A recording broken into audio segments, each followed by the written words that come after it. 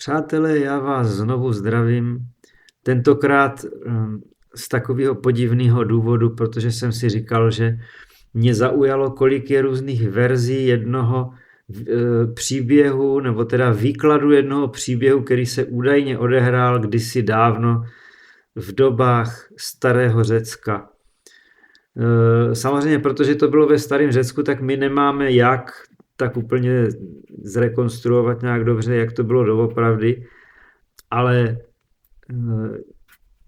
zatímco různý ty verze, co jsem četl a slyšel, tak to byly takové jenom útržky, prostě 2 věty, 3 věty a nic zajímavého, tak prostě existuje jeden nějaký výklad, který, nevím, kdo je autorem přesně toho výkladu, ale ten mě dával smysl od začátku do konce v tom celém kontextu, jo? Tak se mně právě líbil z toho důvodu, že jsem si říkal, jo, takhle by se to teoreticky klidně mohlo stát. A tak mě napadlo, že vám to tady povyprávím, co jsem se teda dozvěděl, i když samozřejmě nemůžeme tvrdit, že se to v tom starém Řecku takhle skutečně stalo. Jo? Nemáme na to 100% nějaký důkazy.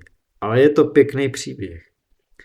Údajně Pythagorejci byli pověstní tím, že věřili, že každé číslo se dá vyjádřit zlomkem ve tvaru poměru celých čísel. Takže oni to prostě brali tak, že úplně každý číslo na světě, úplně každý, který existuje, se dá vyjádřit nějakým tady takovýmhle zlomkem, i kdyby to měl být poměr nějakých obrovsky vysokánských čísel.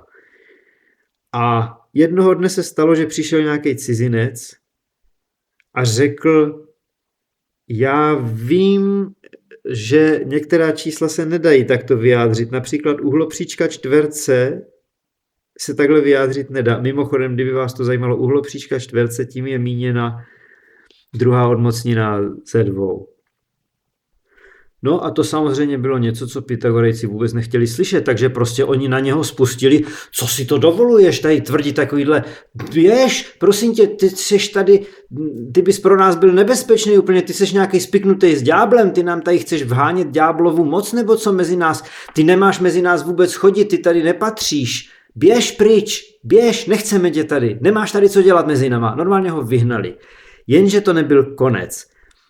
Protože se pak stalo, že údajně jeden z žáků Pythagorových přímo přišel k mistrovi a řekl: mistře, já to říkám k vaší velké nelíbosti, ale já mám obavu, že ten cizinec měl pravdu a že některá čísla skutečně se nedají takto vyjádřit zlomkem. No a toto teda ale Pythagoras fakt nechtěl slyšet. Ale fakt ne. Jo? Takže řekl jako něco ve stylu: ty hele, že to říká ten cizinec, to mě je jedno. Cizinec mě je ukradený, na něm mě nezáleží. Ale že to říkáš ty, můj žák, a ještě to říkáš mně ke všemu, tak to se mně hrubě nelíbí, že tohle děláš. To je mně krajně nepříjemný. Takže teď dobře poslouchej, co ti říkám. Jestli najdeš nějaký důkaz, že máš pravdu a že ten cizinec měl pravdu, tak si to necháš pro sebe. Nikdy, nikde před nikým o tom nebudeš vykládat, jinak se ti zle povede. A když říkám zle, tak myslím hodně zle. Rozuměl jsi tomu? To je rozkaz. Takže ticho.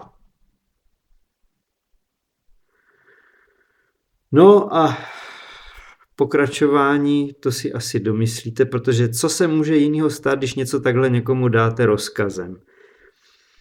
Začne ten člověk asi přemýšlet, jak ten rozkaz obejít. A navíc známe to všichni, že jo? Král Lávra má dlouhé oslí uši. Známe to.